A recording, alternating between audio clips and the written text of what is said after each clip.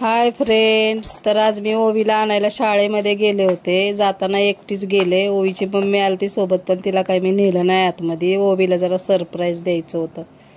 तर आले मी बाहेर घेऊन तिला. तर बघा कशी पळत सुटली तिच्या मम्मीला बघून. कधी नाही भेटल्यासारखी येऊन तिच्या गळ्यामध्ये पडली. तर आता आम्ही आलोय. आता इथून ओवीला तिचा शाळेचा गणवेश जरा खराब झालाय, तर ते आणायला जायचंय. तर आता तिकडं जाणार आहोत. बघू आता दुकान चालू आहे की नाही. गणपतीच्या आता सगळी गर्दी गडबड असते, त्याच्यामुळे दुकानं चालू असतात नसतात. बघायचं जाऊन आता दुकानांचं काय आहे भानगड ते. आता निघालो आम्ही बाहेर शाळेच्या.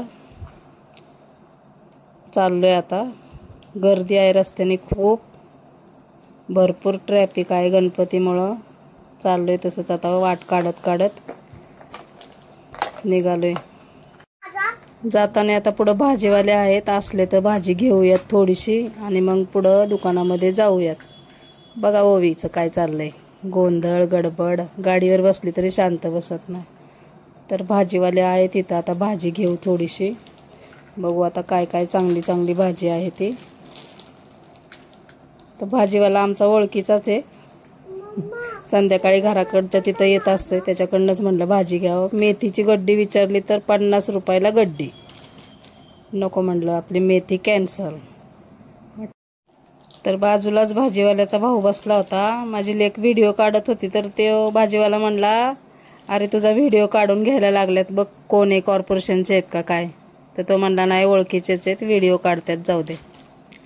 मग आम्ही घेतली भाजी थोडीशी, काय घ्यायची होती ती. भाजी घेऊन झाल्यावर आता पैसे देऊन आता निघणार आहेत इथनं. तर आता भाजी घेऊन झालेली आहे. कोथिंबीर पण घेतली.